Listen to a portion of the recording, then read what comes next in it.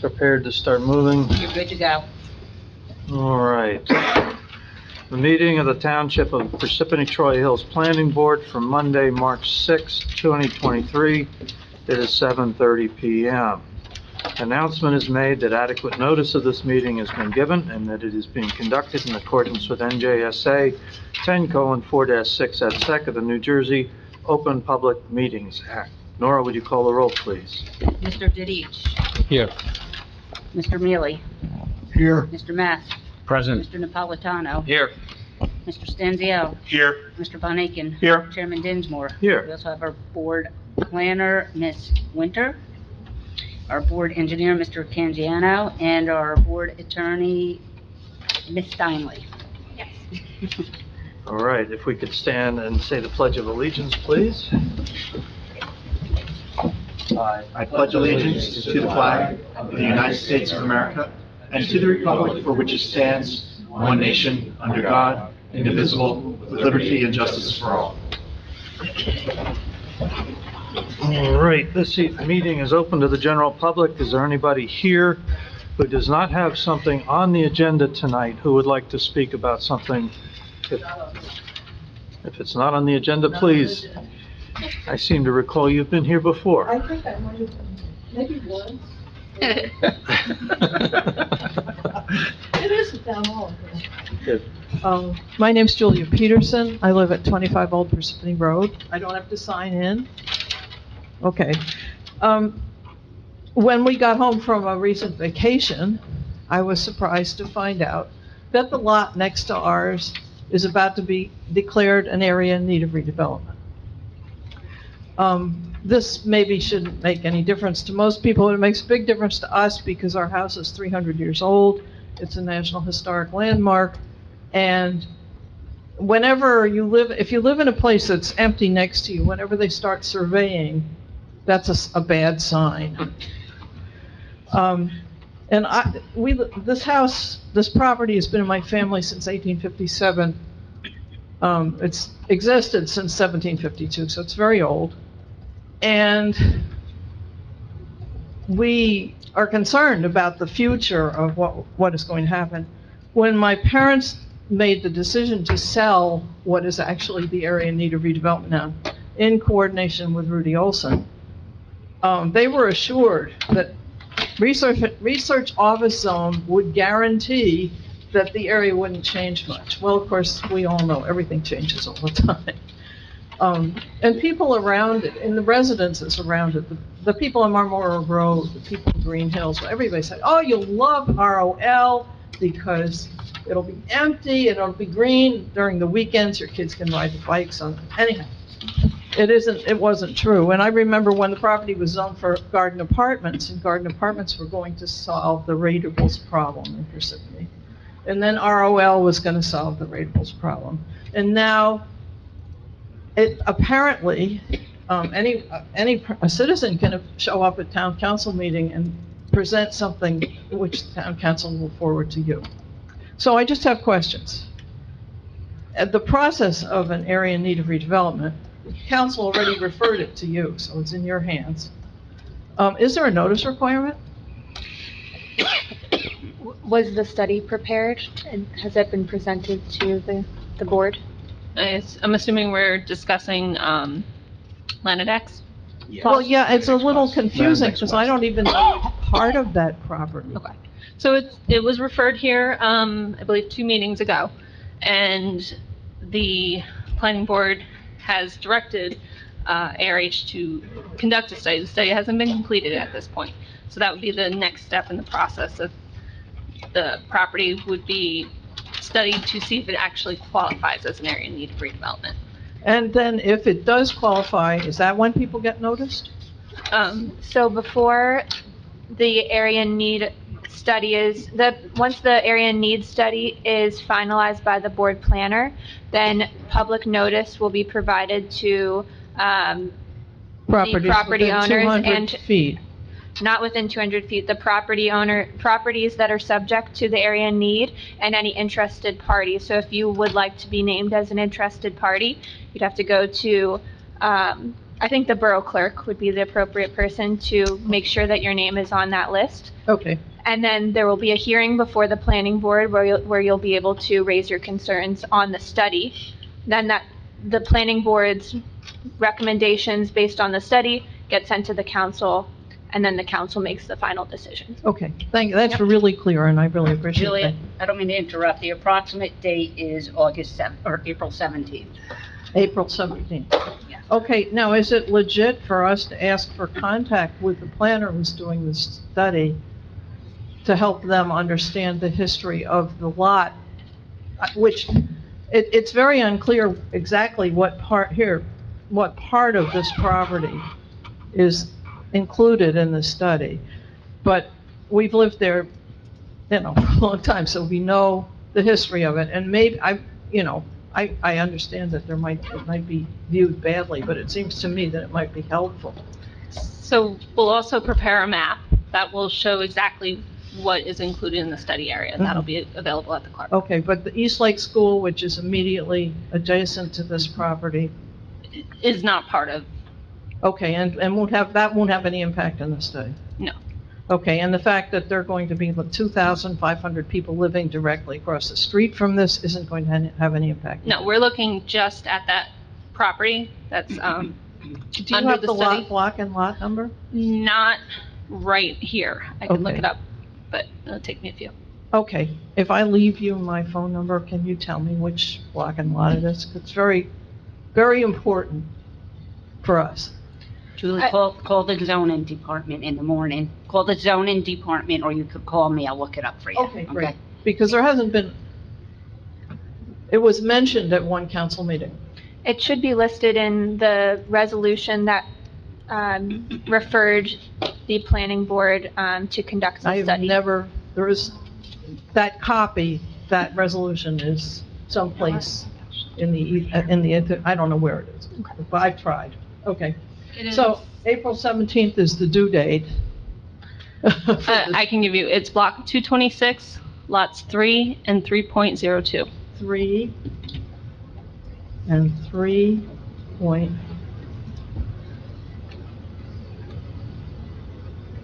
Lot 3. 02.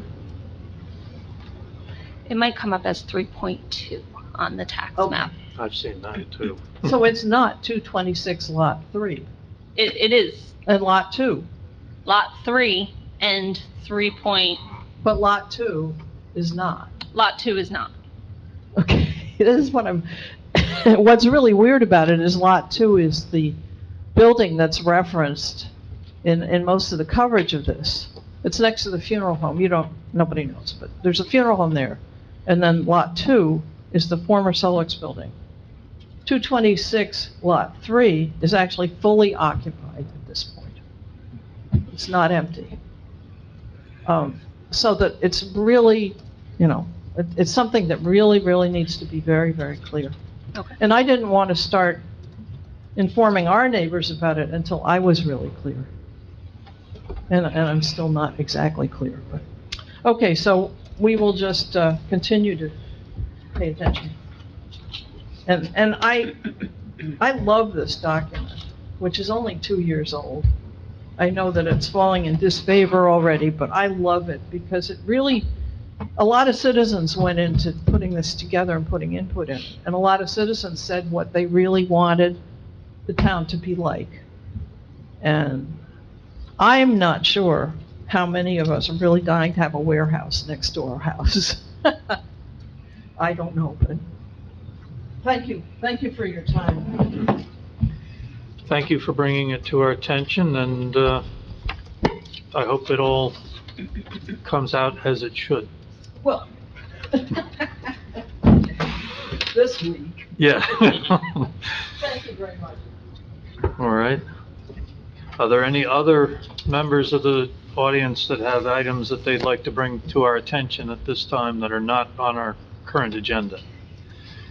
Hearing and seeing none, we'll move on to the agenda. We're going to call application number 22.536, Ashutosh Desai and Stephen Buchert, 192 Condit Street, Block 716, Lots 1, minor subdivision with C variance for a two-lot subdivision.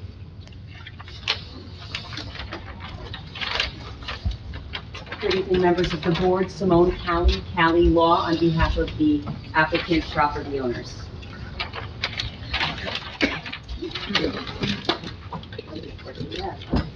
Good evening, everybody. We are here tonight proposing, as the chair just indicated, a minor subdivision of a unique lot that is oversized and irregular in shape. We are proposing to go from one lot to two, to retain the existing single-family dwelling on a portion of that property, and we are proposing to develop the new lot with another single-family dwelling. In addition to the minor subdivision relief, we have C variance relief that you will hear from in a moment from our planner. We have a total of 3 witnesses with us tonight. We will hear some brief civil engineering testimony, followed by, I'll call our project architect, who could show you the design of the new home. And lastly, we'll put up our planner, who will take you through the planning proofs to demonstrate that we support the requisite standards to obtain the variance relief that we are seeking tonight. And unless there are any preliminary questions from me, I would like to Do we get started. have some waivers to go Call our through? first witness. We are going to ask for some waivers here. Thank you. All right, so just a couple of waivers. The traffic study and environmental study and the landscape plan, which they did provide a landscape plan from the engineer. The ordinance requires it be from a landscape architect. We don't have any objections to any of these waivers. Thank you. All right, is there a motion to approve the waivers outlined in the ARH Associates memo of January 5th, 2023? Motion to approve, Von Aiken. I have a second. Second, Dadich. Nora, would you call the roll? Mr. Dedich? Yes. Mr. Mealy? Yes. Mr. Meth? Yes. Mr. Napolitano? Yes. Mr. Stanziel? Yes. Mr. Von Aiken? Yes. Chairman Dinsmore? Yes. All right, Thank you. May I call my first witness? yes, please. He is seated next to me already. Bill, can you please state your first and last name for the record? Yes, my name is William Scott, S-C-O-T-T. And board counsel will swear you in. She's ready. Will you please raise your right hand? Do you swear or affirm that the testimony that you're about to provide will be the truth, the whole truth, and nothing but the truth? Yes, I do. Could you please provide the board with your address and some background on your experience and qualifications? I'm the partner at Enserplan. We're located at 172 Washington Valley Road in Warren Township.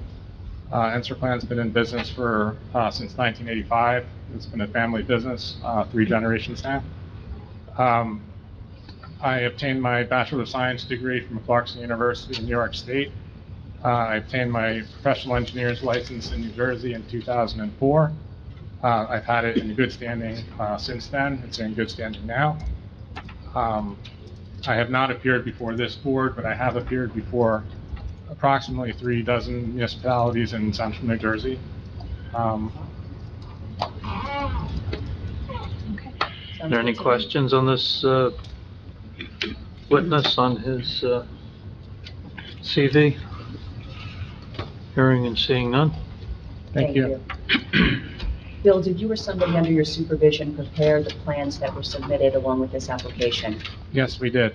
Can you please take the board through the existing site conditions and then finish up with a description of your engineering site plan, please? Sure. Thank you.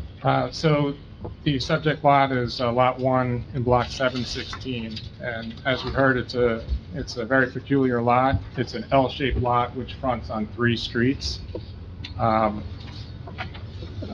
What we're doing is, it's an existing single-family lot, and it's surrounded on all sides by existing single-family dwellings. It's owned as a single-family residence. What we're proposing to do is to subdivide this lot by extending the common rear line of the block, which you can see if you look at the radius map on the top right corner of sheet 1. You can see in the block, the common line the rear line is common to all of the lots in that block, and we're proposing to naturally extend that line and create 2 lots. There's an existing home on the property, and it sits at the corner of Condit and Hawkins. The lot that we would be creating for that home, which is to remain, would be 11,250 square feet. And that existing home would meet all of the front yard, side yard, and rear yard setbacks. That lot would require a variance for area and lot width when measured from Condit to the rear. Although it would it would meet the lot width when measured from Hawkins to Ball. The remaining portion, which would be at the corner of Condit and Ball, we're proposing to construct a new home. We worked with the architect quite extensively to develop the smallest home that still would function properly.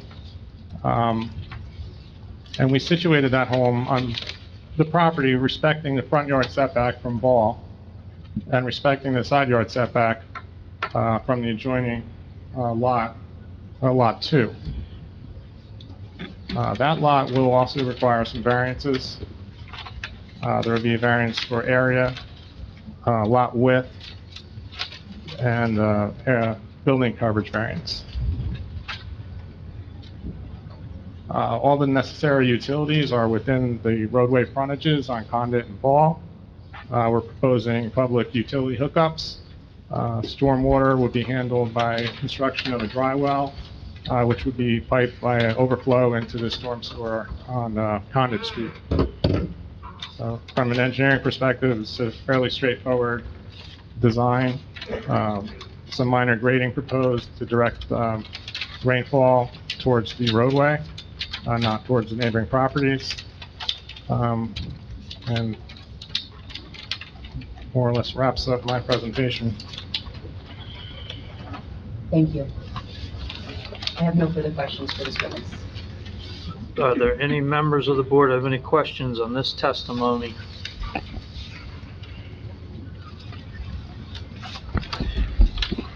Mr. Van Aken? Mr. Chairman, could I get confirmation that they, on a corner lot, if the front yard variance applies to both frontages of the property, or if there's a side yard that's permitted here? Because they've got side yard listed twice. Mr. Canjiano, did you Yeah, have there's 2 front yards, 1 rear and 1 side, by ordinance. And the 2 front yards need to be 40 feet each. So then the description on the front page here with the radius map is incorrect about which variances are required. On the table, Yes. that's maybe the applicant that testified. I believe the side yard is between the rear of the home and lot 2, which would be required at 10 feet, which we're proposing. We would have a compliant front yard when measured from Ball, but a non-compliant front yard when measured from Condit. The side yard, I believe, is created by the fact that the lot is fronting on Ball. All right, so in the table on lot 1.02, I see your variance for front yard, because you've got both of them listed, the Ball and the Condit. And then also the building coverage, and the lot square foot, and the lot width. So that's 4 variances for 102? Okay. And then just the lot coverage for 101, correct? lot size? Lot area, right? Area. Yeah.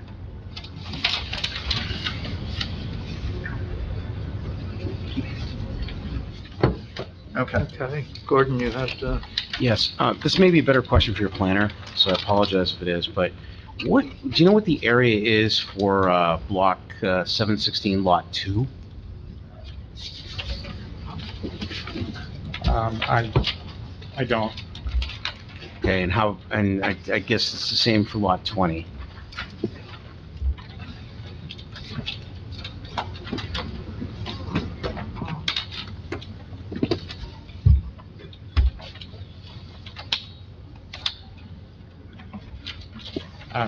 I'm gonna have to defer to our planner. I don't have a copy of the tax map. Well, it's on your plan, isn't it?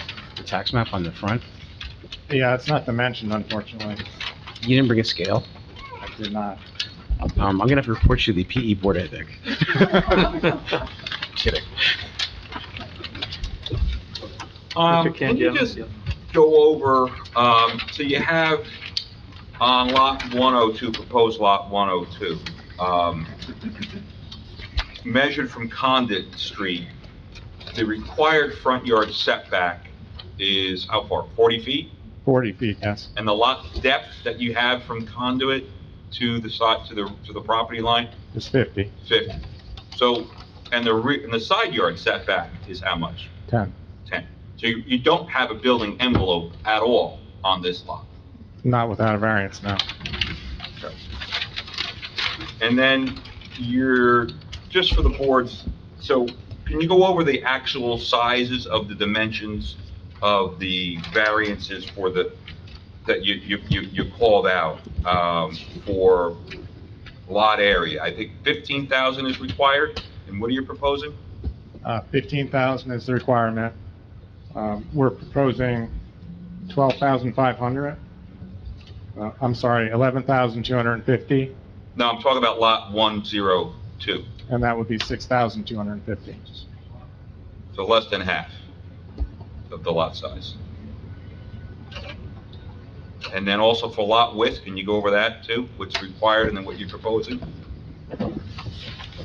Lot width would be 100 feet, and we have an existing width of 50.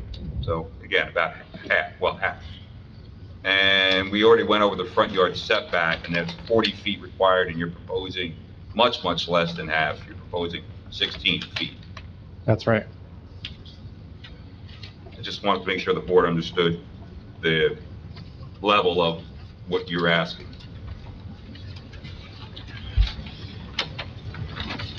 And then similarly for the remaining lot, 1.01, that's also undersized. You're taking a conforming size lot and making it undersized. Is that correct? Yes.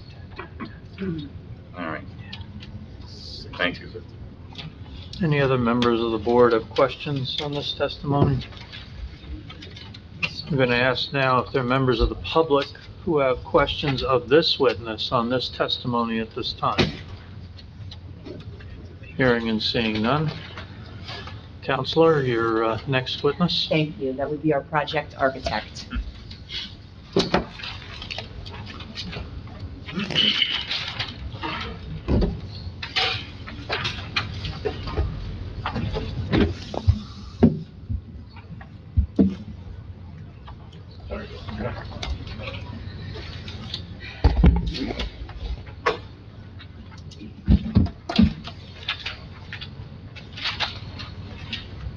Keith, as you're setting up, can you please state your full name for the record and a business address? Yes, Keith T. Chambers, and it's P.O. Box 1058 Flemington, New Jersey, and I'm licensed architect in New Jersey and Pennsylvania, and I've been practicing for almost 30 years, and I have testified before this board before. Could you please raise your right hand? Do you swear or affirm that the testimony that you're about to provide will be the truth, the whole truth, and nothing but the truth? I do. Okay, thank you. And I believe you've been qualified before the board before. Any questions on the qualifications? No? Okay. Thank you. Keith, you were somebody under your supervision prepared the plans that were submitted with this application, is that correct? No, I have. You did. I did. Thank you. Please take the board through your proposed design. Sure. First, I just wanted to show some pictures. Take the microphone with you, please. Sorry. It's on already. Okay. First, I just wanted to show some pictures of the neighborhood in case people aren't familiar with. This is the structure that's on the lot that we're dealing with. This is the house right across the street. I just wanted to show this for the style of houses that we have in the neighborhood adjacent and, at the end of the street, and what we have, right across the street, just to show a couple. And Pictures. I don't think these were submitted submitted. with the application. No, these were not submitted, so we'll have to label them. A1. We'll mark this sheet as Exhibit A1, and if you could just let me know the date of that. Yes, it's 3/2/23. And those are neighboring property photos? Pictures, Okay. just photos, yes.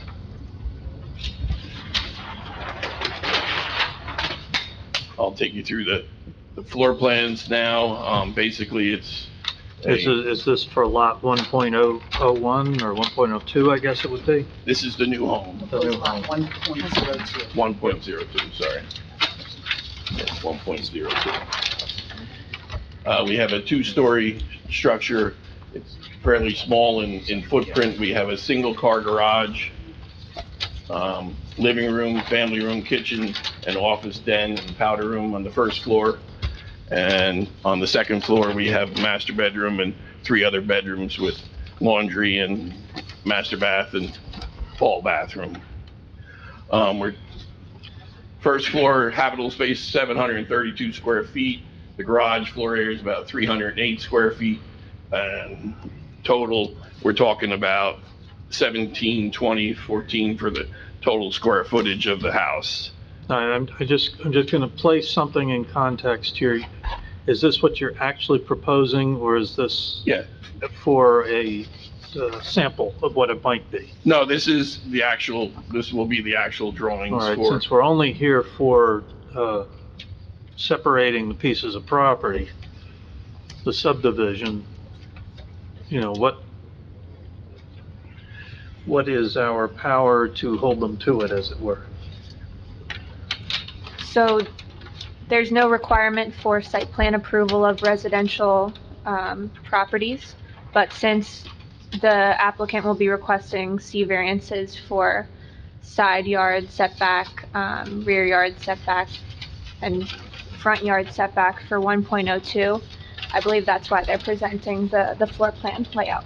right, we're trying to present to show what will fit on that and what we could actually have there, that will. So if we agree to approve this, the resolution would basically fundamentally permit this and not much else. Yes. Substantially similar to Yeah. that footprint.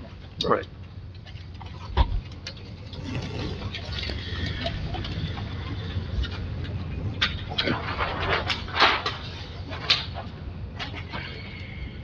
Elevations of the proposed structure that we planning to put here, and based on what you just saw, the floor plans, 2-story, well within we're allowed 35 feet, we're only, at 23.15 feet to the required, so we're well under the 35-foot height restrictions, and 2-story matching everything else on the block, only single-car garage, How clapboard. tall is it to the peak sticking out towards Condit?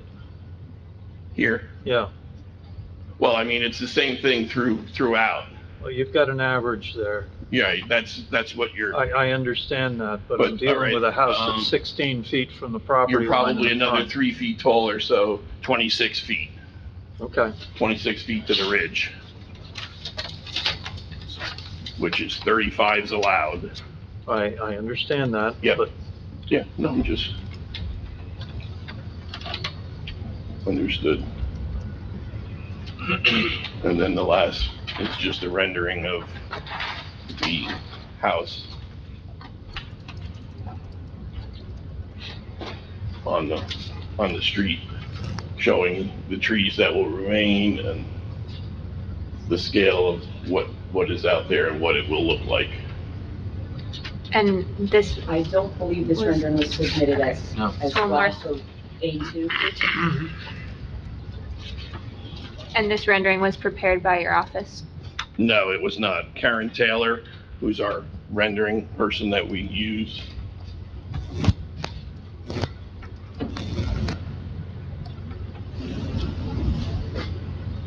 Sorry, I don't know what date it was, but We'll mark the date as today's date.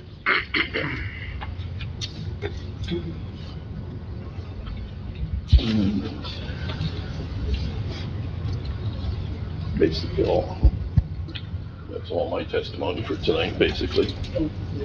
I have no further questions for this witness. The members of the board have questions of the witness at this time?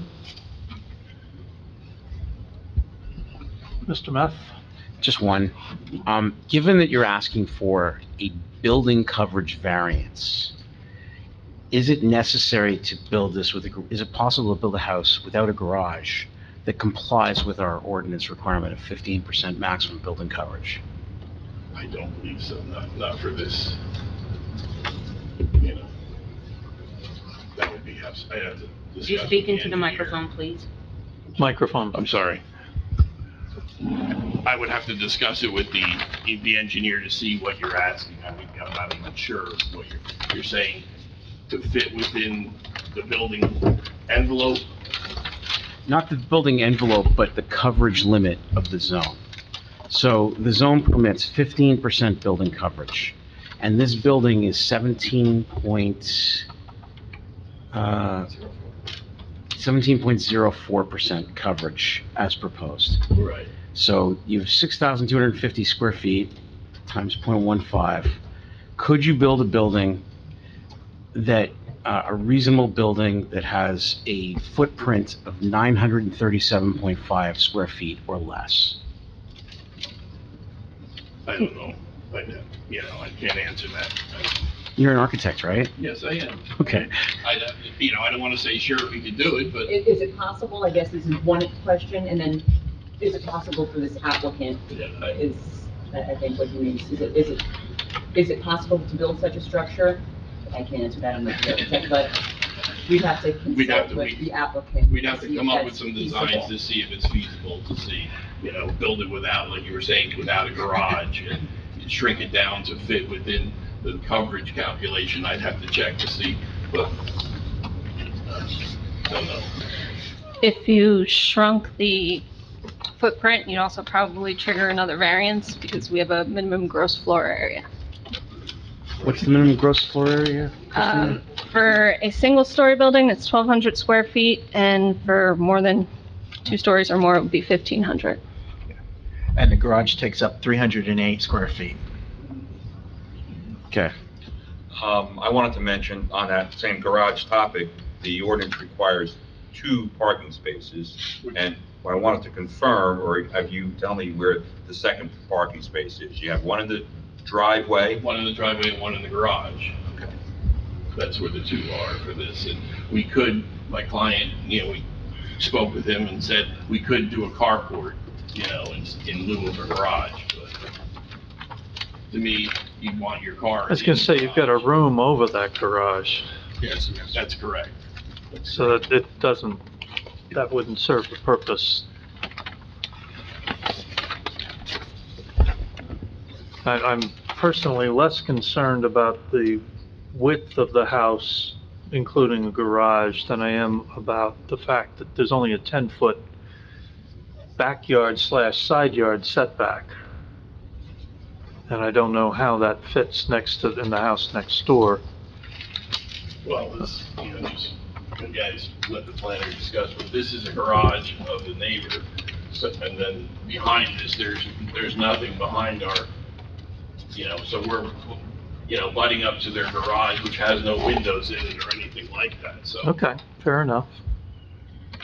Fair enough. Other members of the public, or not public, but the board, any of our professionals have any more questions or comments? Well, just going back to the parking, so what's the distance from the property line to the garage door? Like, you're required to have 18 feet, 9 by 18. We have 18. You have 18 right to the door. Yep. Then you mentioned trees a moment ago. The limited disturbance shown on the plan, I realize this is probably for the architect, but this is almost goes toward excavation requirements and foundations. There's a couple of trees, a 24-inch oak tree at that corner by the garage, within 10 feet of that. Are you putting a basement in this house, or? Yes, we are. So you're gonna have substantial excavation. Those trees are shown to remain, but they'll probably have to be removed because the root structure will be compromised. We'll have to check that. That's all I have. Mr. Van Aken?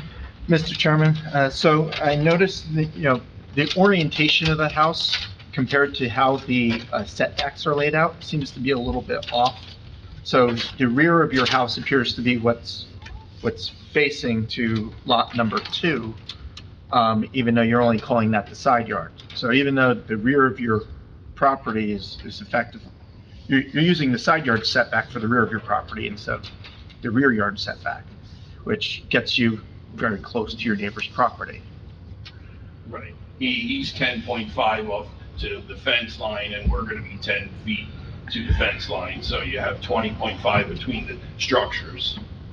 Oh, okay, but, one, we're not talking about their property, we're talking about yours. Yeah, no, I understand. And that one is also a garage, as we can see in your, Sure, I understand. which is also much lower to the ground level than what you're proposing.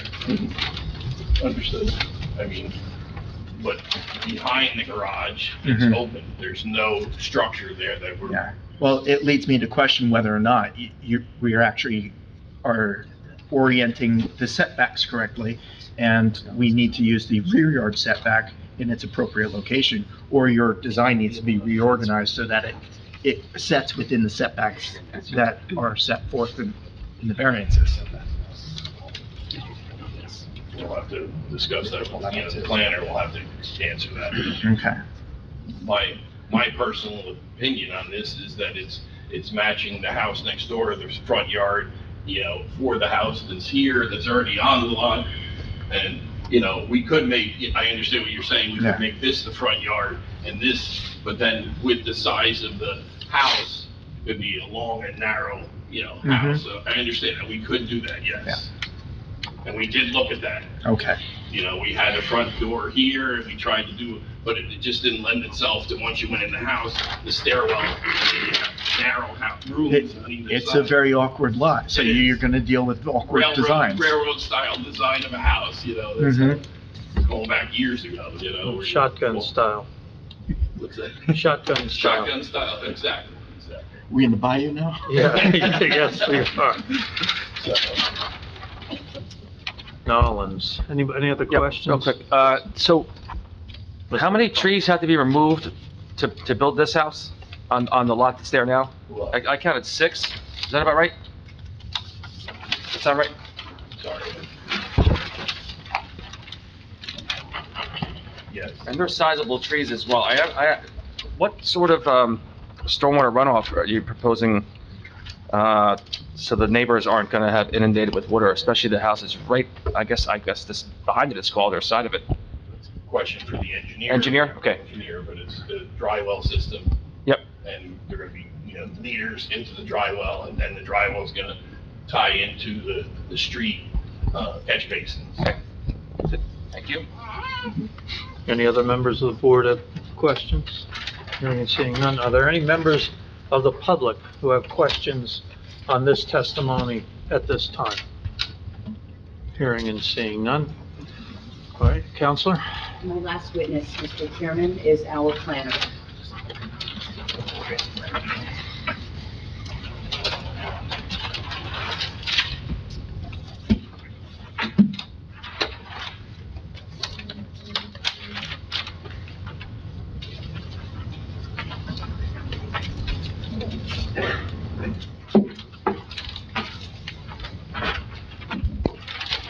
Good evening. Do you swear or affirm that the testimony that you're about to give will be the truth, the whole truth, and nothing but the truth? I do? Please state your name, spell your last name, and provide your address for the record, please. Yes, gladly. I'm Michael J. Pesolano, that's spelled Pesso,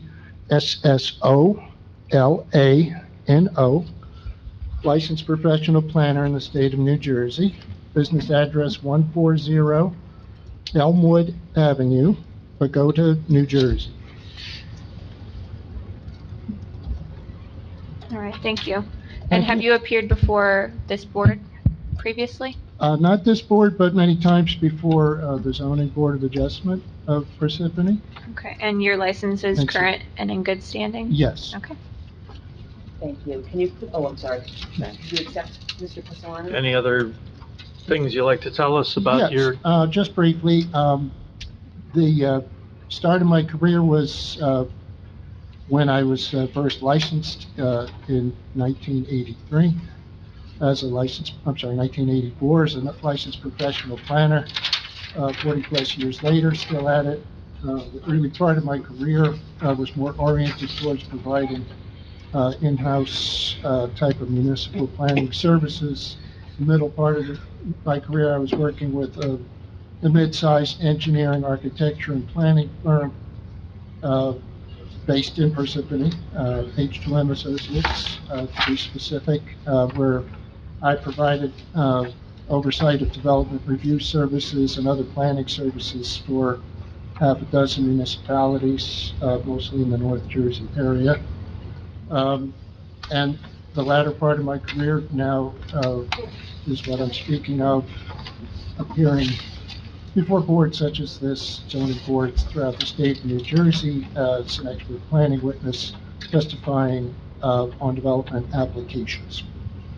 Any questions on the applicants or on the witnesses' bona fides? Hearing and seeing none, your witness. Thank you. Before you get started with your planning proofs, can you please describe to the board what you reviewed in preparation of your testimony tonight? Gladly. Certainly the application materials, I was on board with this application from the start, which is not always the case, but I provided guidance to the applicants on formulating an application that made sense, and an application that would be complete for your review tonight. But I did review the relevant portions of the municipal master plan done in last done in 2020. Would you please speak into the microphone?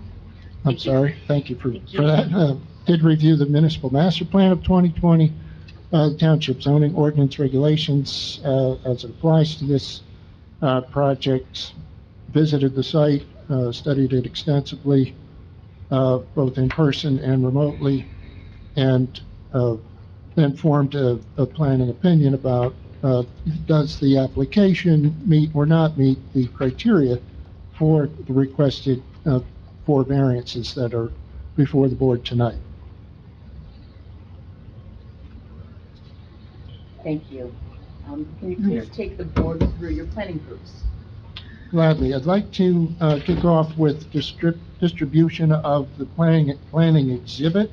I believe we're up to 8.3, is that correct? 8.3. Could you please describe what this exhibit is? Can you say planning exhibit? Yes, the map and photo exhibit prepared by myself, consisting of 10 pages, presenting maps, aerial images, annotations on those images, and ground photos taken by myself.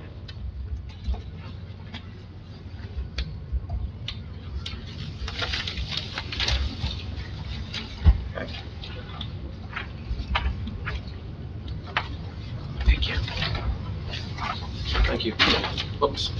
Meant to do that.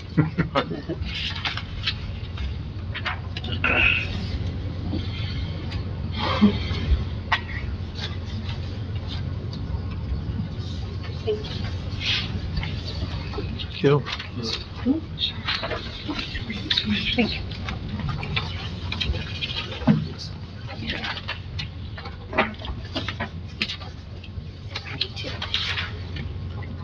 Glad I brought my readers. We have a couple of extras, so we can hear if any member of the audience wants to make a hand, feel free.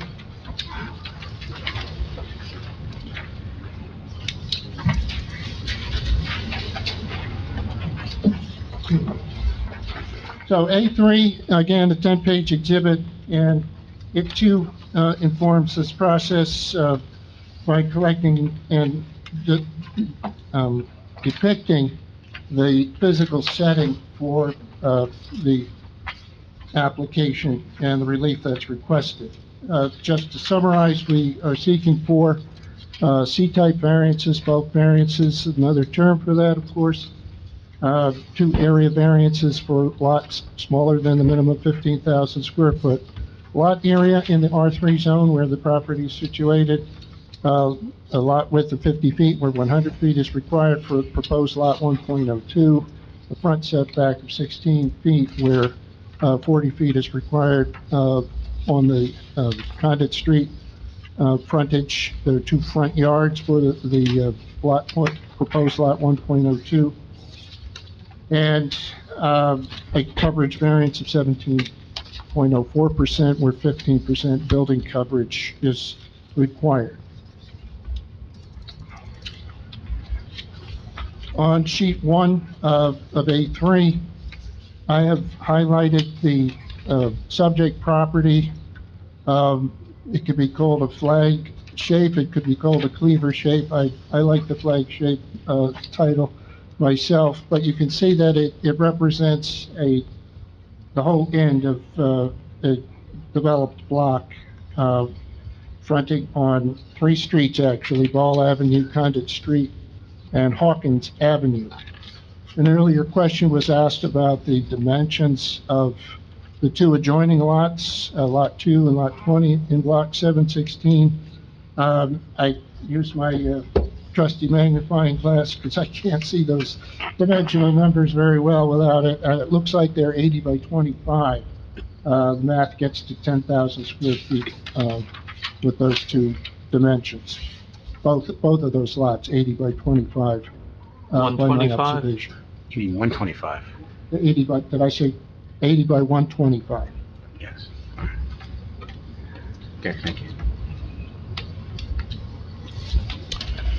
So those are the dimensions of the 2 adjoining lots. Another takeaway for me from this particular tax map is there on Hawkins Avenue, you can spot with your eye several lots that are of a narrow dimension, and also one on the north side of Ball Avenue towards Riverwick Road. Nothing particularly remarkable about them, but it's germane to the board's consideration because this proposed 6,125 square foot lot would not be the only small lot in the general area. So with that, we can come back to that if you like, but moving on to sheet 2 of A3, it's an aerial image, and the approximate outline of the property is shown in a dashed yellow line in the center. I've indicated with wording the surrounding neighborhood, all detached residential. There is a religious use facility on the south side of Hawkins Avenue, not adjacent to the property, but not far away either. And then the commercial corridor on the north side of Route 46 is at the bottom. Now, moving on to sheet 3 is a bird's eye view type of picture so that you can see some of the depth and the proportions of the buildings existing in the neighborhood today relative to the subject property. Again, outlined with the yellow dashed line, red balloon indicating 192 Hawkins Avenue. And I flipped it around on image 2 on page 4, just to show in full the perspective to give the board a good look at what the property is today, where it sits, and what's around it. Moving on to image 3 on page 5 of A3, I'm standing on Ball Avenue, intersection of Ball and Condit Street, looking southerly towards the undeveloped portion the flag staff, if you will, if you call this a flag lot. That's a 50-foot wide portion where a new home is proposed. On on page 6 of A3 is a longer view look, trying to capture the entirety of the lot, the entire block front. Didn't do it all, but captured the front of the existing home at 192, that's on the right side. And then the undeveloped land to the left side, that's fronting on Ball and Condit. Image 5 on sheet 7 at A3 shows a view of the side of the home directly across Condit Street from the proposed lot 1.02. That home fronts on both Ball and Condit Street. And the presentation shows fencing and nice vegetation. This particular home, going back to sheet 1, no, I'm sorry, referring to the subdivision plan that Mr. Scott presented, there's a dimension of 25 feet for the front yard, the technical front yard for that home, between that side of the home and the lot line fronting on Condit Street. I'll come back to that in a moment. Image 6 on page 8 of A3 is a view looking northward from the northern portion of Condit Street, generally capturing the development tone that's across Ball Avenue, excuse me. Image 7 shows the dwelling immediately adjacent on Lot 2 in Block 716, in other words, just to the east of the proposed Lot 1.02. And finally, another view that is important, I think, to the understanding of this concept is image 8 on page 10 of A3, and it shows more clearly the proximity of the brick home across Condit Street to the front lot line. Again, that's a 25-foot dimension. Our proposal on the other side is for a 16-foot dimension oriented to the same roadway. When were these pictures taken? In the last leafy season, last summer. Okay, so 2022, sometime during the summer. Yes, I don't recall what month. It was early on after being engaged. You take them yourself, or? Yes, all the ground photos taken myself. I can't jump that high, so I had to rely on Google for the aerial photos that are part of this exhibit. You like that? Thank you. I'll take all the laughs I can get. Okay, so planning proofs are important to board's consideration of this application, everyone's consideration. Why would the deviations that we're proposing be warranting your approval? And for that, I would like to ask for your patience as I go through what might get to be a little tedious, but I'll try to be brief and concise for everyone's benefit. We've already had quite a bit of description about the physical nature of the site. But one thing about this particular property that struck me early on is that, I said before that the site occupies an entire end of the block, and it spans 3 frontages actually. And typically with a block end, there is usually a structure on each corner. That seems to be the pattern just by visually observing as I drive through the area and look at it with remote resources, online imagery in particular. That's confirmed. Most block corners have a dwelling on them in the residential zones. And so this particular property lacks such an arrangement, so it's an anomaly. Our proposal, number 1, would serve to adjust that by proposing a dwelling on the corner as would be expected and eliminating that anomaly. I also note that the existing dwelling at 192 Condit Street is set back farther than required from Hawkins, about 51.2 feet. That impressed me as well, and I'll come back to that concept in just a moment. We know what the sizes are, 6,250 for proposed lot 1.02, and the parent lot proposed to be 11,250 square feet, all from a 17,500 square foot single lot. We do propose in addition to adjusting that anomaly of missing dwelling on the corner, we're also proposing two more regular looking lots. Today, it's an irregular shape in the shape of a flag. The proposed division line would carry forth a continuation of the rear lot line that divides the block in half going east to west, and provide for two rectangular shaped lots.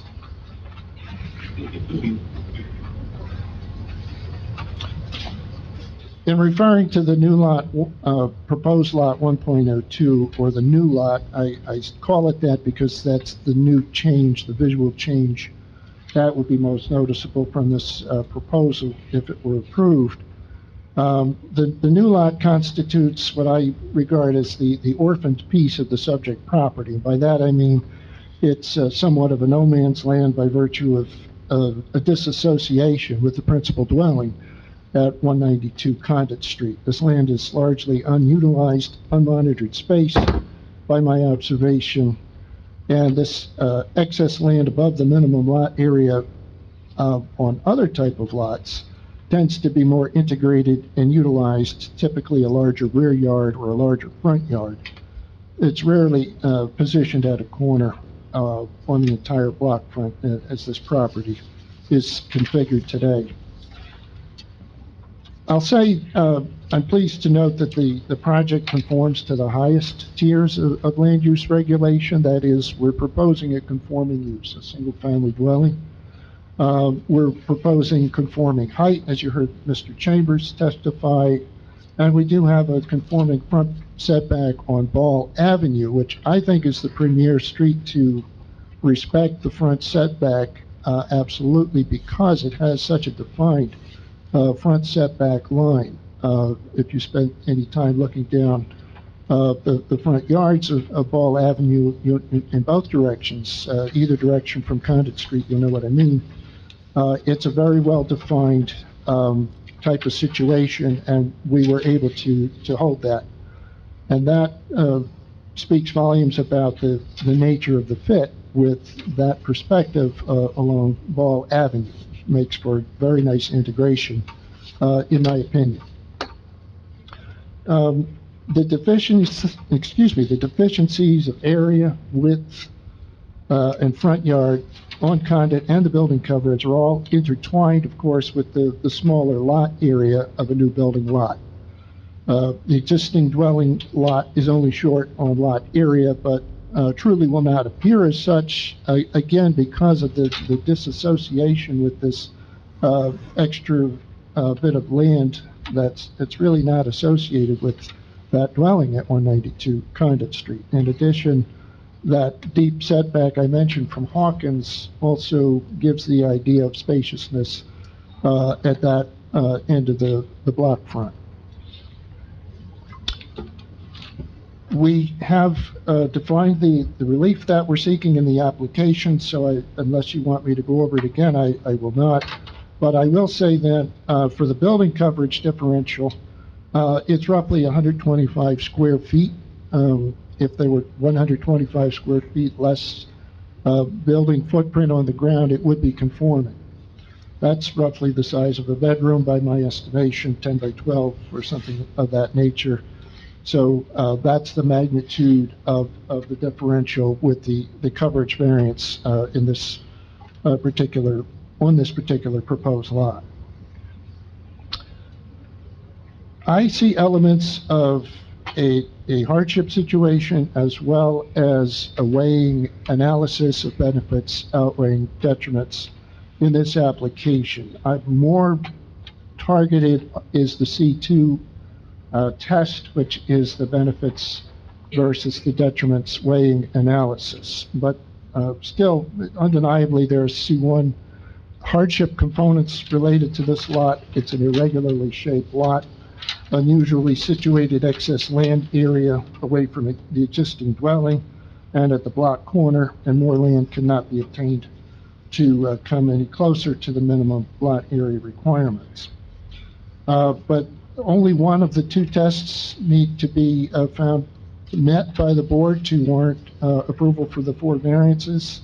And I submit to you that it clearly meets all the criteria of the C2 test, which is a weighing analysis. So part of the test is to demonstrate that this is a specific piece of property.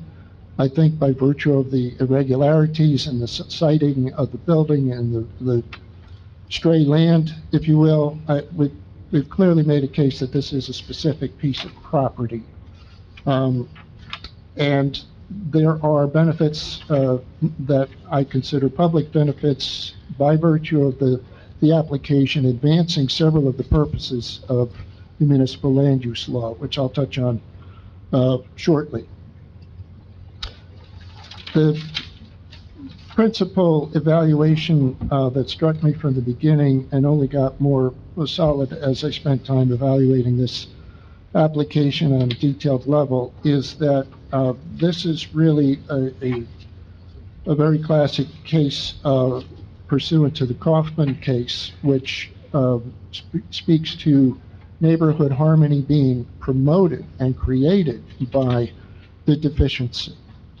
I spoke to the absence of a building on the corner piece here. What we're proposing is a modest dwelling that's right-sized, again, my opinion about that, for the land area that's being allocated to it. Slightly over the building coverage, but well under the maximum lot coverage, I'll point out.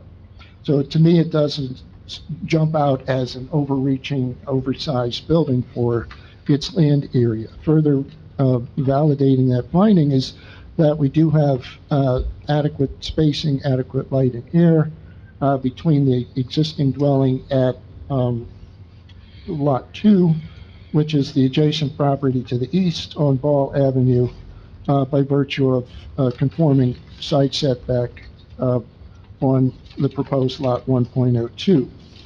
And it's paired with an equal area on the other side, and it was mentioned that it's oriented towards non-living space in the form of a garage today. The function, I'm sorry.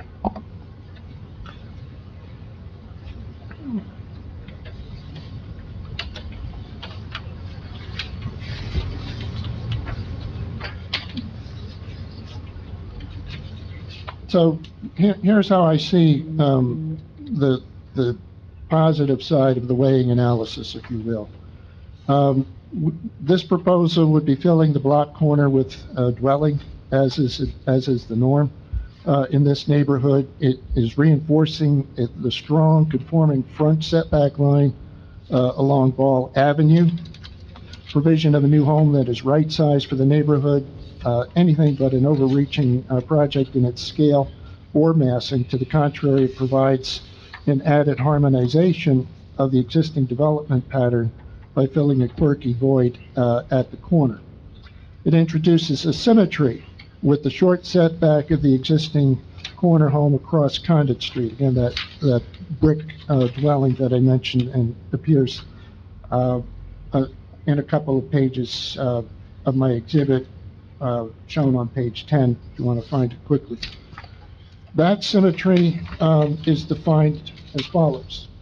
At the intersection of Condit Street and Ball Avenue, two dwellings fairly closer to the street, I think makes a nice gateway into the Condit Street area, which itself is not as defined as Ball Avenue. But interestingly, the lots just to the south, I'm sorry, the dwellings just to the south of this corner intersection are 40 feet back from Condit Street. So it's like a narrow on both sides and then a wide on both sides. To me, that's what I'm talking about, the symmetry and the community form and harmony being introduced in advance by the physical nature of this lot and this proposal. As I mentioned, there's adequate spacing between the proposed home and the adjacent home to the east on Ball. Again, in my opinion, appropriate architectural styling, a very nice design. I commend Mr. Oh gosh, sorry. I commend Mr. Chambers for the design effort and my clients as well to come up with a design that is attractive and a nice blend of styling found on the street. The proposal fills a disruptive void in the neighborhood development pattern. That disruptive void doesn't look too bad today, but if it's untended land, there's sort of an invitation for things to not maybe look as good. Filling it with a home and nice landscaping around the home, to me, sort of forecloses that question mark about what's the future of this somewhat unattached land on the subject property. A new home of a known design in the block corner enhances the neighborhood harmony while providing a modern, new, and compatible home, and that advances directly Purpose A of municipal land use law, promotion of the general welfare. We're also proposing to use a creative development technique to promote a desirable visual environment. That is towards advancing Purpose I of the municipal land use law. It eliminates an orphaned piece of land and potential for poor upkeep that might detract from the superb quality of this neighborhood, while also taking advantage of existing infrastructure and avoiding sprawl to accommodate the demand to live in a desirable community. And that is advancing Purpose M, promote the efficient use of land. Purpose M of the municipal land use law. There is somewhat of an argument that this modest-sized home on this lot with the division also limits the potential for the excess land associated with the dwelling at 192 Condit to lead to that home being made much bigger, and that would be a conflict with the neighborhood. And I noted that the master plan spoke very directly to that being a particular concern by many people.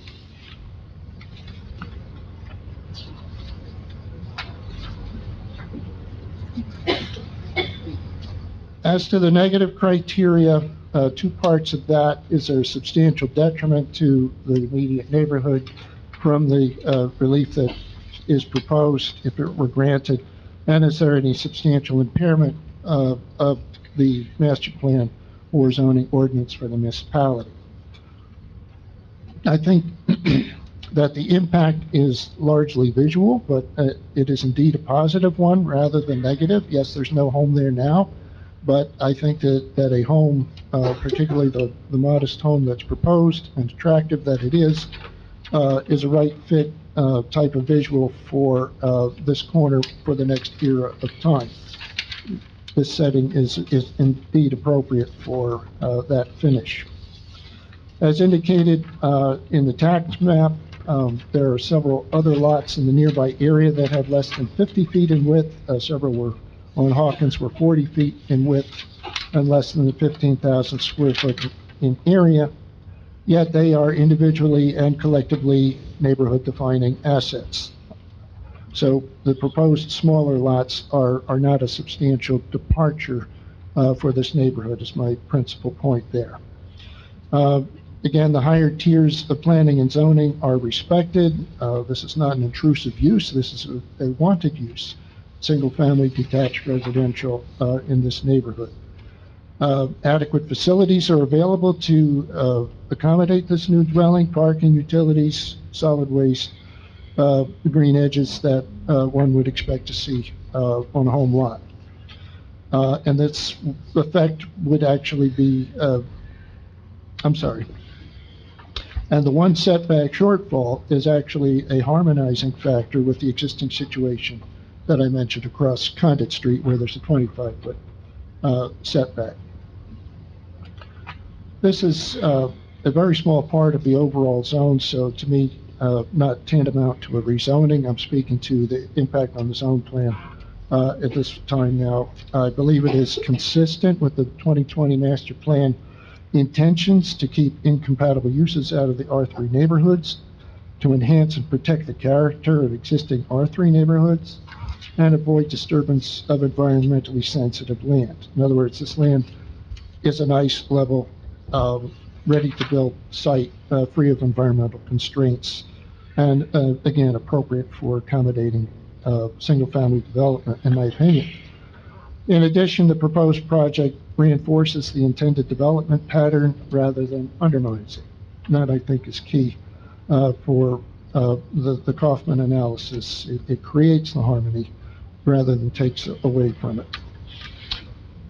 And again, this is a unique and unusual situation, but I think the proposed design fits very well.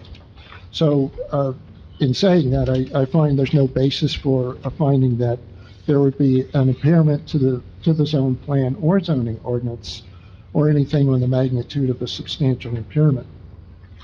The new home here, meaning right on this particular property, within walking distance of Route 46, is actually supporter of greener growth due to that proximity to the commercial area and the opportunities to leave the car at home from time to time.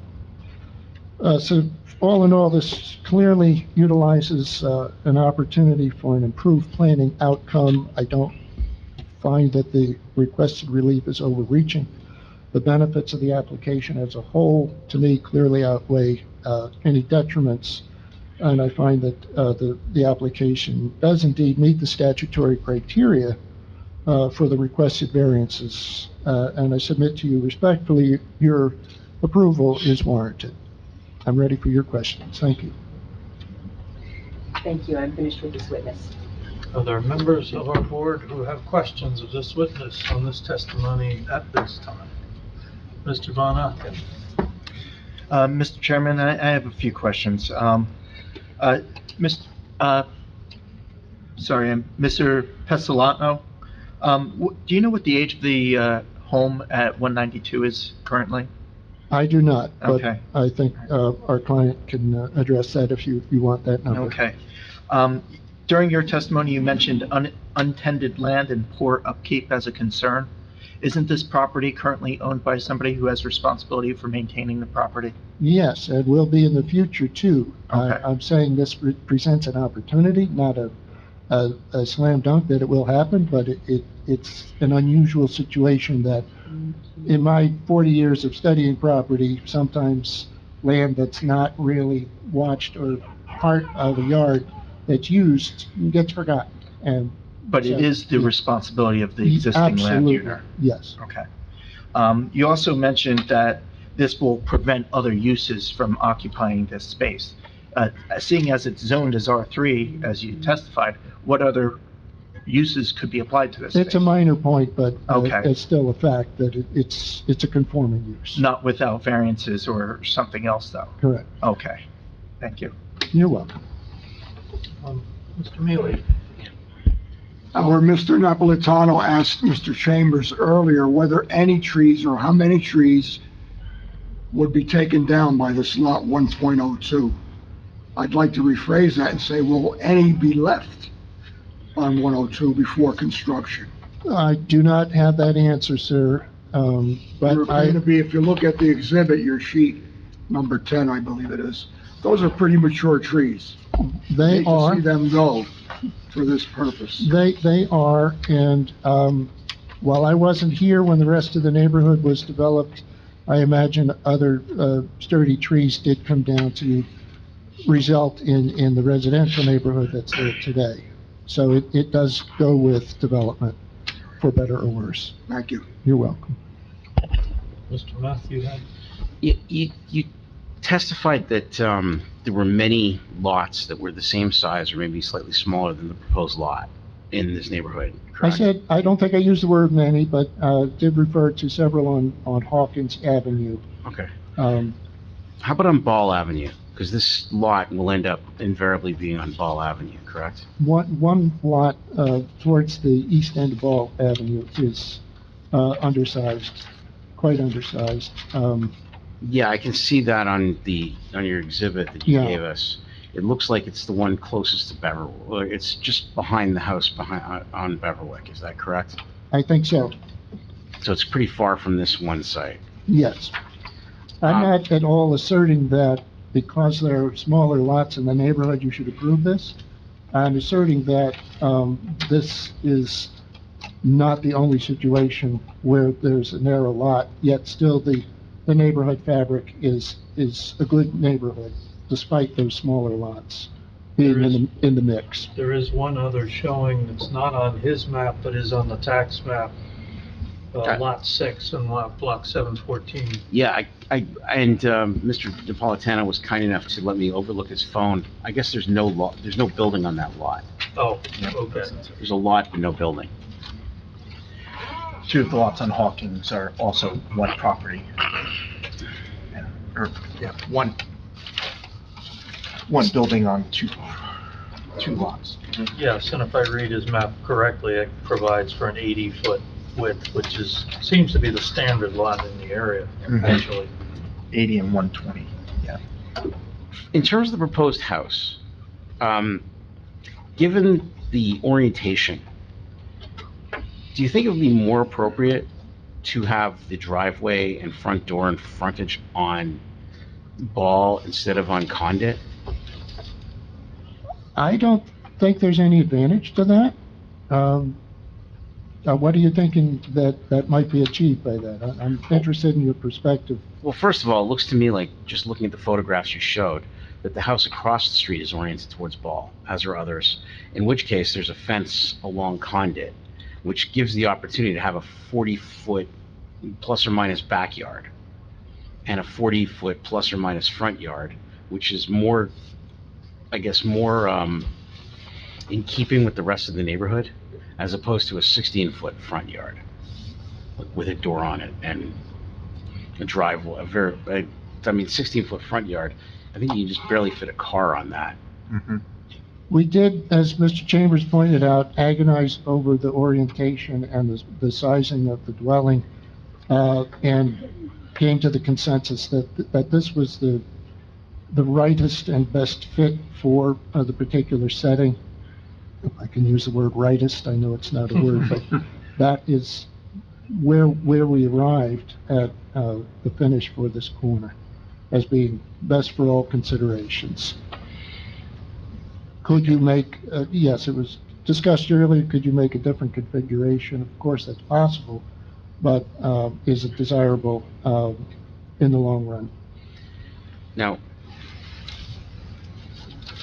and the current property before subdivision has, am I correct that it has no variances associated with it? That's my understanding. It conforms to the area, conforms to the minimum width. The setbacks appear to stay within the building envelope that's shown on the subdivision plan Mr. Scott prepared. I understand that the building remains, but in its current configuration, it has no variances.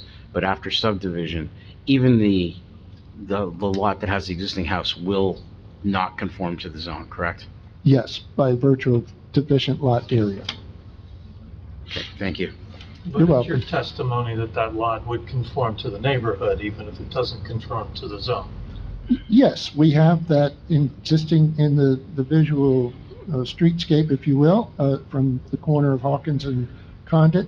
That's what you will continue seeing, that configuration. So I see no disturbance of the neighborhood fabric that way. Any other members of, Mr. Stanziel, do you have a? No. I just want to follow up. On our engineering review letter, we asked for the applicant for testimony if the lot, this orphan piece that you called it, the 6,500 square foot orphan piece, was there any, do you know if there's any discussions with adjoining lot 2 on what's that, Ball Ave, if to have them purchase this piece of property, it would make their lot conforming in size? You know if there's any discussion? I don't know if that discussion took place.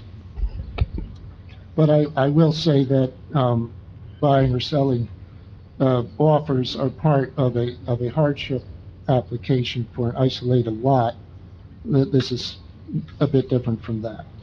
And to your point, how it's orphaned, it's part of the lot, portion of the lot that, you know, and the property, and the applicant is the property owner. It's just interesting that they chose to maintain the portion of the lot on Hawkins and not maintain the portion of the lot on Ball.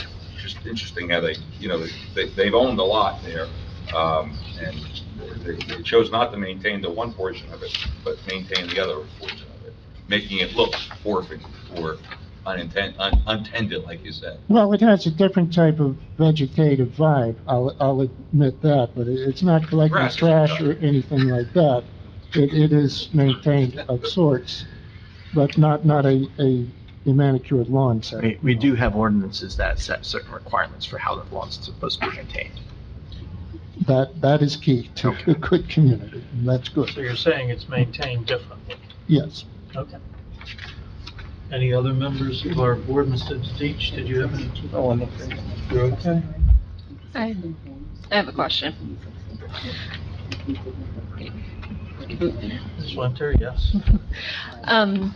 To your knowledge, has it always been one lot, or, I mean, looking at the surrounding properties, it's unique in its shape.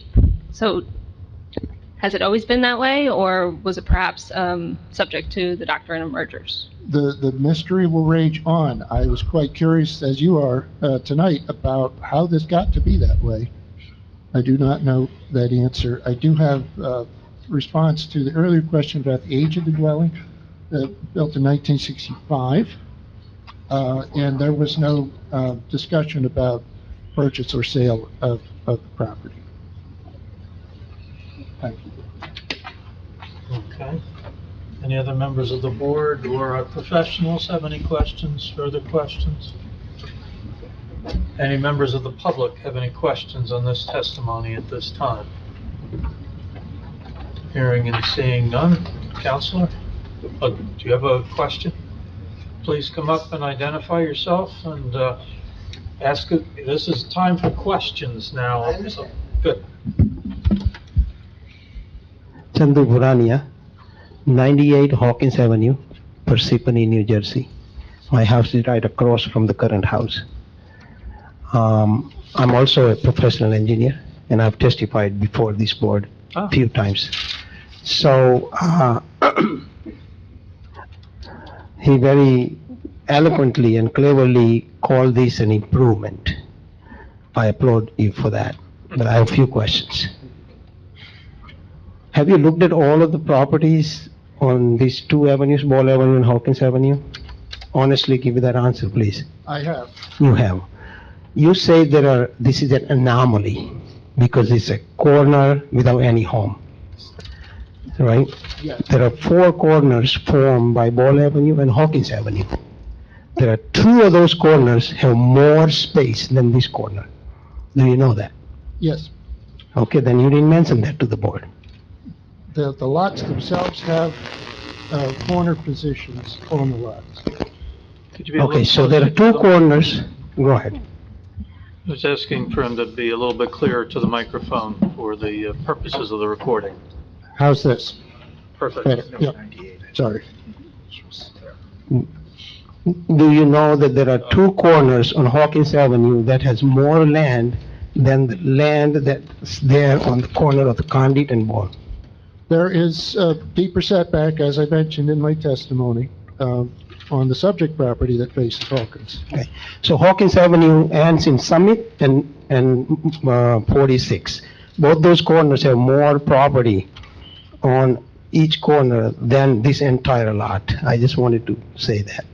Secondly, you mentioned that there is an anomaly because there is a corner there, but I think by creating this house, you're creating another anomaly. There's no such corner, what you're proposing. There are 8 corners formed by Condit, 46, and Summit. This will be an anomaly because there's no such corner with so many variances on one lot. Third point I want to make, Again, this is time for questions. oh, I'm sorry, Not- the question, I'm sorry. Did you take this photo yourself? All the photos except the aerial images were taken by myself. So at that, In my exhibit. okay, at that time, would you please tell me what month of the year that was? Again, it was sometime in the summer when the leafy vegetation was present. Okay, thank you. I'm asking that question because the grass is overgrown and the property across that way is immaculately maintained throughout the year. Anybody can drive there and see it. So those are the questions I have. Thank you. Thank you, sir. Any other members of the public have questions of this witness on this testimony at this time? Hearing and seeing none. Counselor? Board, I just want to thank you for your time and courtesy in listening to me blather on about the planning proofs. It's a lot to wade through. Thank you.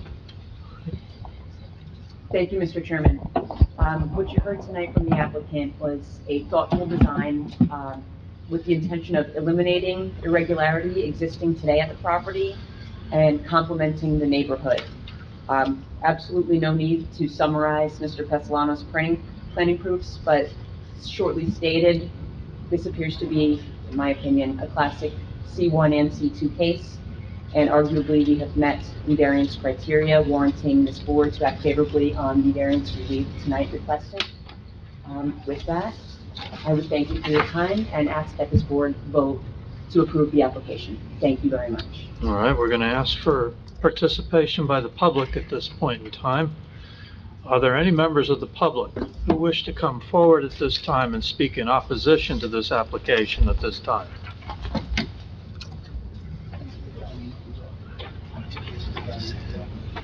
This is the time they allow you to talk. This is how you talk. Is there anyone who wishes to speak in favor of this application at this time? If you could come forward, state your name and address, and be sworn in. Right. My name is Nilgun Karabay, Nilgun. Last name Karabay, Karabay. I live on 79 Hawkins Avenue, Parsippany, New Jersey. You can take the microphone out if you want. You don't have to crouch. There's one on the table also. Yeah, you could probably. Okay, so, as they said, it's like, it looks like abandoned lot. So my thing is, if they build a house, it would look better, like cleaner, and my house would have more value to it. So I'm approving it, that's all. Okay. Any questions of this witness? No? Thank you very much. Any other members of the public who wish? Yes, sir. If you could, hey, well, I guess there isn't that much room there, so.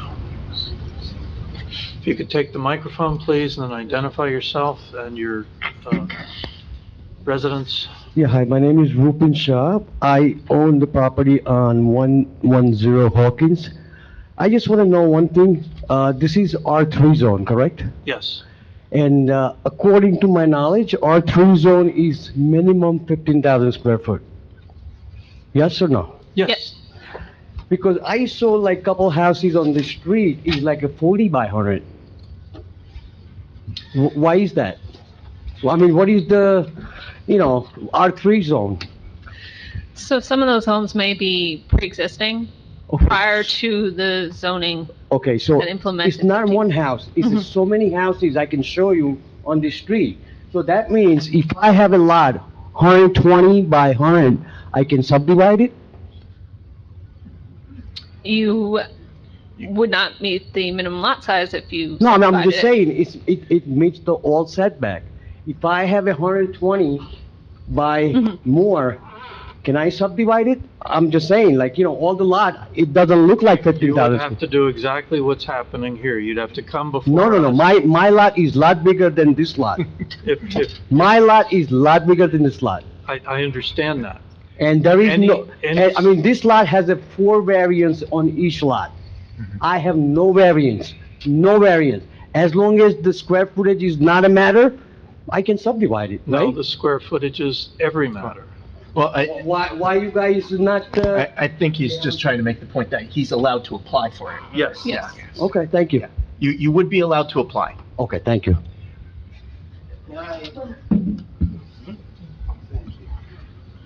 Please feel free. If you could identify yourself and be sworn in. Chandu Burania, 98 Hawkins Avenue, Parsippany, New Jersey. One We usually thing that swear came in. to mind when Gordon asked the question, this house, when it will be built on the corner where it's being built, it will block the view of motorists more so than it is now. And if you all understand the neighborhood, people cut through Ball Avenue. Everybody takes a turn on Ball Avenue when they don't want to go to the 46 traffic light. There's a humongous traffic during rush hour, and at the same time when the buses and kids are standing there. And bus stop is right on the corner. So board needs to consider, is this improved from a traffic perspective or not? In my opinion, it's not. It will actually be a safety hazard. Before you go, where's the bus stop at? What's that? Where's the bus stop? Bus stop is in the corner of Condit and Ball, where Okay. this lot is, where this lot is. Okay. Do you have anything else that you wish to bring to our attention? Yeah, one more thing. So currently, the current house, if you look at the setback of the current house and setback of my house, which is right across, this lot, the entire width of the lot is only 5 foot or so more than our setback. We're gonna build a house in that setback? Think about that. Another thing, there is the gentleman already getting ready to get subdivided his lot, right? If you approve this, you're setting an example for people like Rupin Shah to come and subdivide the house right behind me. That lot is right behind me. So there is a moral responsibility of this board, exactly stop properties like this. There is also an answer to why there are some houses that are very small. I did some research. I've been living there since 1991. My daughter was born there. And those houses that are very narrow, they were the first vacation homes for people who lived in New York. There was a Condit farm there, and when when it became a street, few people bought the properties and built their vacation homes. So those were the homes when they came on the weekends or something. That's why it was before probably the zoning law was in place. So now we have, today, fast forward, we have all the laws and all the guidance that you guys need. Please use it. Thank you.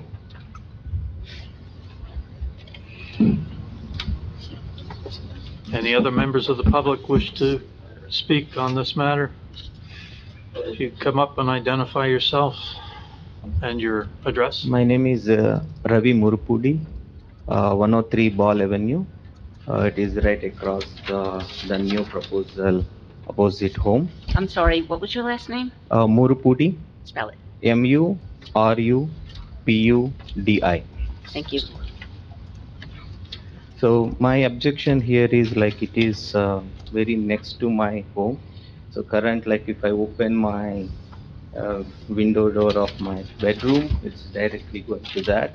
And the zoning rules, it is very close to my property. Please speak into the microphone. Sorry. So, and I have another objection right now, the maintaining of the lot, basically. So, as it said that it is separated, but the maintenance of the lot is not at all good. So they're, like always, the grass is always high. It is objecting a lot. And then we try to inform to the owner who's staying in that home. I tried to reach out couple of times, but every time I didn't get a right person to inform me.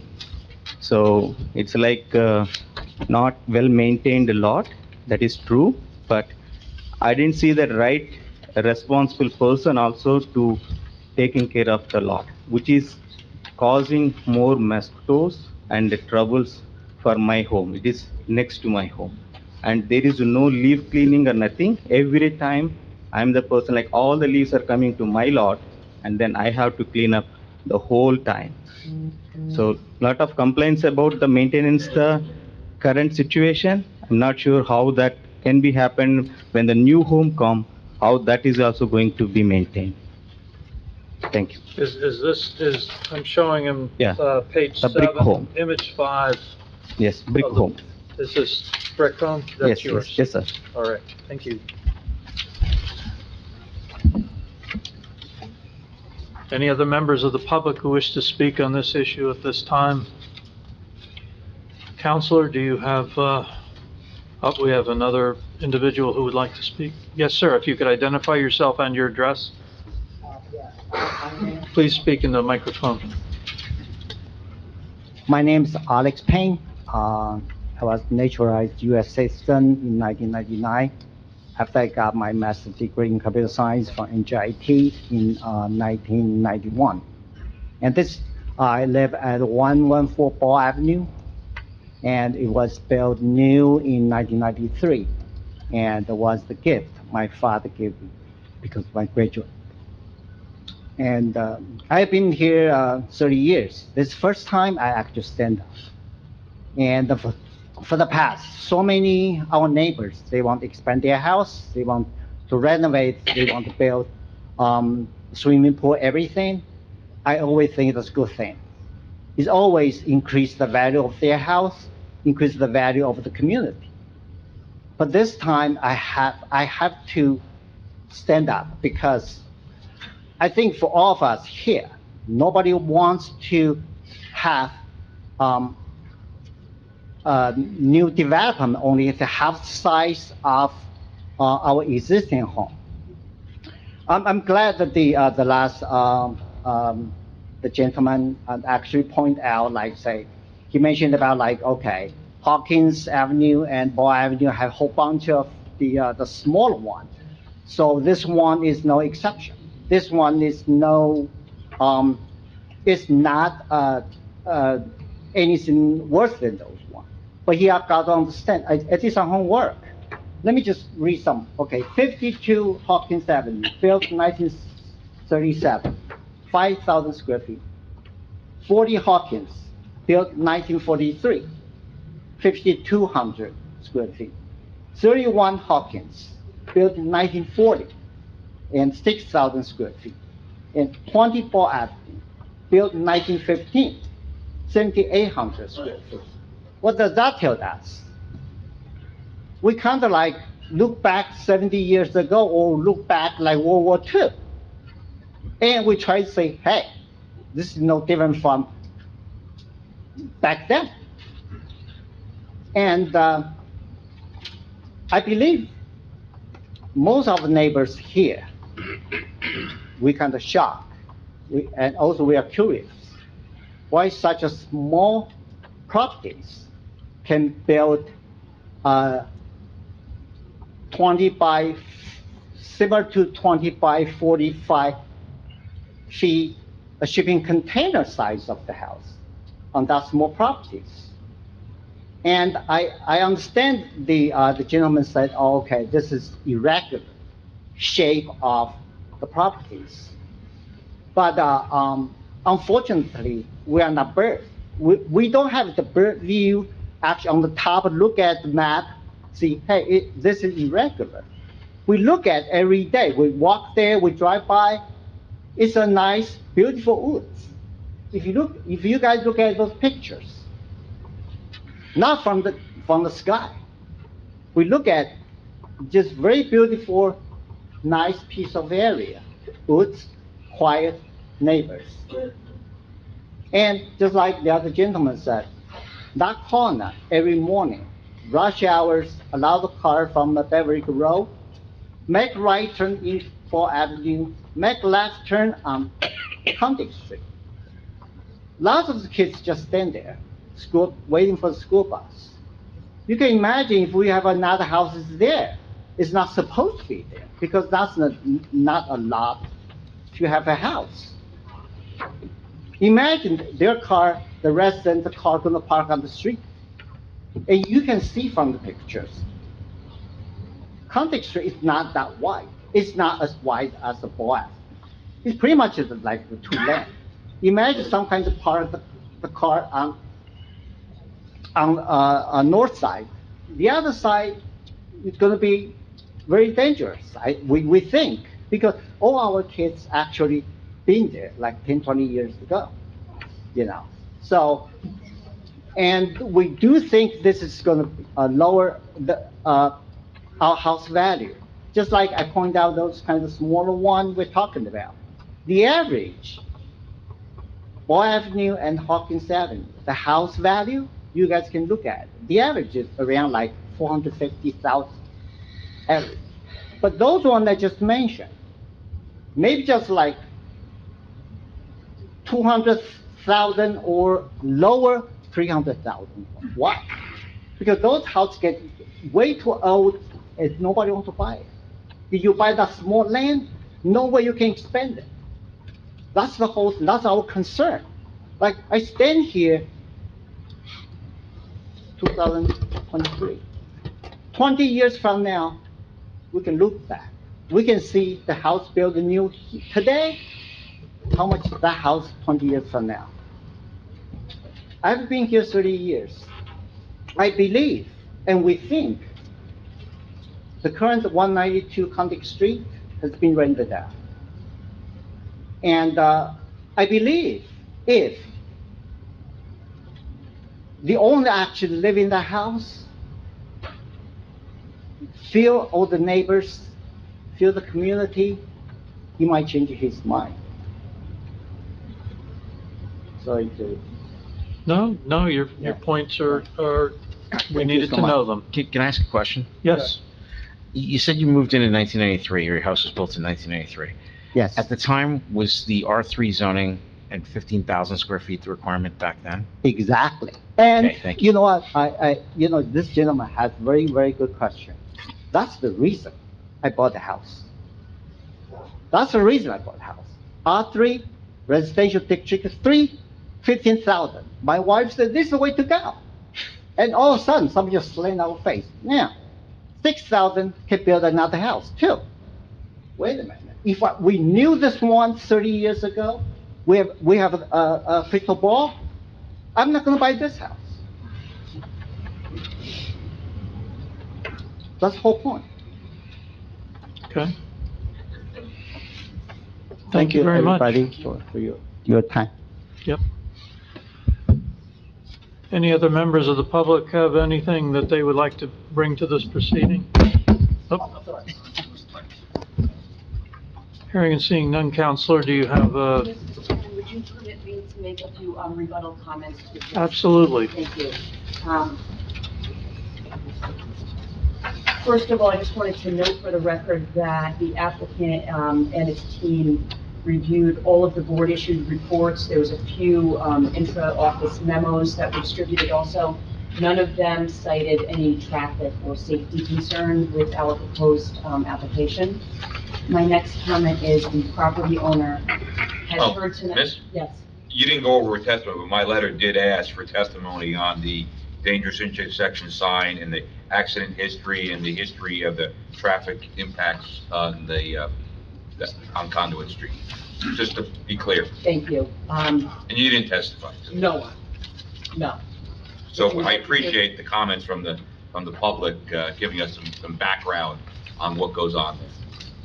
My next comment is the property owner here tonight has heard repeatedly that that yard must be maintained. So at the very least, please know that when we are leaving this evening, he will be alerting his tenant to maintain that property.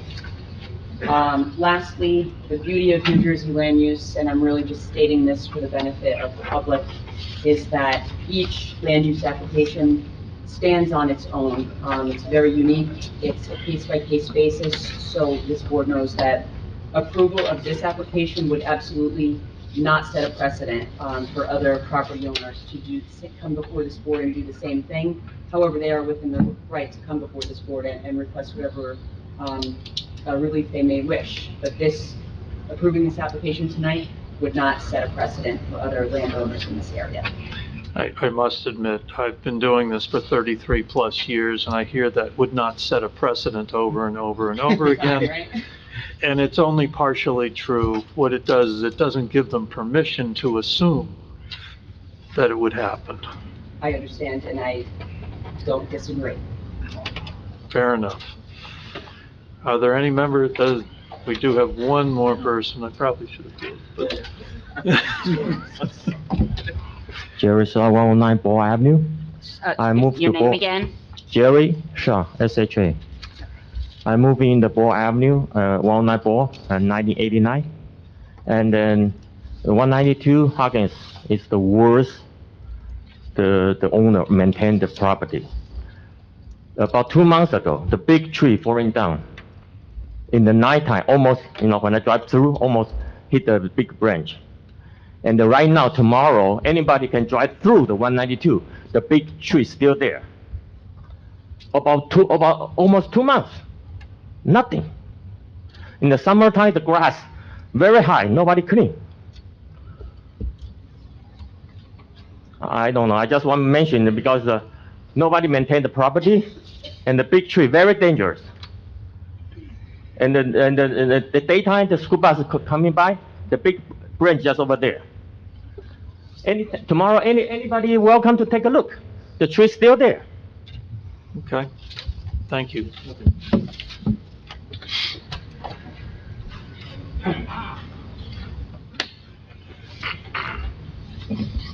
Good evening. My name is Mustafa Sekmez, 79 Hawkins Avenue. We're gonna need... You need to speak louder and My name is Mustafa Sekmez. I'm living in the 79 Hawkins Avenue. And Condit 192 left crossed of me. I don't have any complaint, I don't have any exception, but the problem is my neighbors. However, who complain about things, why they didn't call the town, why they didn't do nothing about it. My opinion only, each corner has 2 houses, and it can be another houses and will be cleaner than normal. Right now, like a bandit place, he talked about 2 months, the tree is staying there, it's true. Lawn never getting cut, it's true. Either leaves coming from the tree to down. I'm cleaning my yard, 100 feet away to my house. I'm cleaning 2-3 times, because they never clean up. I understand, but I didn't complain about it, like they didn't do that too. Why they doing now? Because, I heard that 2-3 people, cross the street, they live in there, houses, close to there. Some longest has it with the all other house, window can see each other, My opinion, if they build it another one, I saw the picture, they doing the good building there. And it will be cleaner, very nice. We walk in, every neighbor walking every day there. With my dog, I'm walking every day. And my only question, I'm getting mad to my neighbors, why you didn't complain until today to the town? Did you guys complain? You all talked. Nobody didn't talk. Nobody didn't ask. That's why I'm getting mad right now. If they doing it, we'll be clean. Very clean, and the neighbor will be better. What you're basically saying is you're in favor of this application because you believe it will make the neighborhood better. Better if they build, because it's true. Whatever they say, they're true. It's nasty, dirty. They never clean up. They lawnmower never coming. 1-2 years, they don't do nothing. Like a wood tree, over than 10 feet, standing there again. It's not one time. It was standing this time on Condit. Before then, it was on the Hawkins Avenue. But now we can give it to owner the attention. to do next time better and build new house and cleaner. Because all trees, probably none of them lawnmower coming there because too many trees in the middle of the places. That's all my attention there. Thank you. Counselor, I've let others come. Is there anything you wish to add to this? No, Mr. Chairman. All right, so if there's no one else that wishes to come up and speak, I would say this closes the evidentiary portion of the application. What is the will of the board? Do we wish to go into conference at this time to discuss this? Do I have a motion to that effect? A motion to go into conference, Mr. Chairman. All right, second, all in favor, say aye. Aye. Any opposed?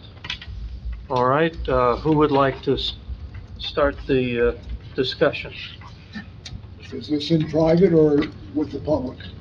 This is right here. We're in conference. They can overhear us, but it's just us. My personal opinion is that there are too many negatives to this application. I feel very uncomfortable, especially about the size of the property, the square footage which is required, but is going to be less than half of that. I intend to vote no on this application. Do I have other comments here? Mr. Chairman, yeah, my biggest concern would be to setting up a precedent of the size of the lot. So if we go ahead, then it will be something we'll have to live with for a long, long time, so. Do I have other comments? Yes. You know, I know that corner, actually, and it does look like, you know, it's pretty under-kept, and it's not very eye-appealing. It's not very useful in the way that it sits there. I get, you know, everyone's, you know, complaints and reservations about a house going there. I do agree a house going there would look nice, but, you know, maybe that the, you know, the current owner should probably explore potential other options, maybe talking to the other neighbor and seeing that that's an option, but I'm leaning towards putting a house there because it looks pretty bad. Mr. Meth, you have some comments? It seems to me the only hardship with this is the irregular lot size, and the sort of northern portion is not really buildable. So you can't really expand with the setbacks that you have into it very easily. It does, and I guess my main concern is that the new lot is just going to be too small for the zone. In another zone, it would be perfectly acceptable. But, and I live on a lot that's small too. I mean, you know, but I don't live in this neighborhood. And there's a reason why the 15,000 square foot minimum lot size was chosen for this zone. And I think I understand the hardship and the problem that's been created, the attractive nuisance that's been created, but I do not believe that granting this number of variances is justified on that basis. Mr. Napolitano? Yes, thank you. I do appreciate all the testimony from the professionals. I appreciate the owners trying to improve the land. You know, this home, if it is built, it looks to me it's only got about 500 square feet left of impervious coverage. So, I mean, a small deck and a small pool, and that's not much at all. I appreciate hearing the neighbors' concerns. That always plays a big part, I believe, in these cases. As a board, I like to think that each case we do here is individual, and we don't set precedents. We've denied cases like this before, and we've approved them. So therefore, you know, that's not something I'm concerned with. But this case here, I think, has too many variances required, and just doesn't seem to fit in this neighborhood. So I will vote no on this. Mr. Van Aken? We always want to encourage property owners to invest in improving their properties and improving our town, improving the value of their properties, making our communities more attractive. But we can't just allow for spaces to be developed in a non-conforming way time and time again, especially with taking in a property which has no variances and converting it to two properties, both with variances, and the one with 4 variances, and not just close variances, but some with quite extreme variances to to the front yard setback, for example. You know, and one of the testimonies from the residents, which hit me especially hard, is that, you know, they made an investment in this neighborhood on the basis of having an R3 zone. This property impacts their investment in what some would say is a positive way, but I think the overwhelming opinion is that this is a negative impact to the community. And so, as I brought up, is with regard to the maintenance of the property, as several people have complained about, I'd suggest you do bring those complaints to the mayor's action line, so he's aware of it, and potentially inform the police as well, as it's an ordinance issue. However, on this particular one, I think it's clear I do not have a favorable opinion of this application and will be voting no. Okay, well, I greatly appreciate every single comment made by every board member here. I think they're well thought through. I think that every one of you has paid attention to everything that's been said by the applicant and the objectors.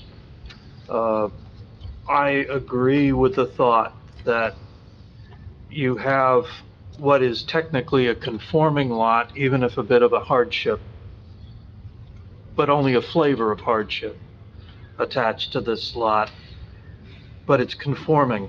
And what we end up with are two lots that don't conform to the zoning. I could be persuaded, had we had two lots that are 125 by 80, because that conforms with the neighborhood. But this has got one lot that would end up becoming conforming to the neighborhood, and another lot that is very much out of conformance with the neighborhood.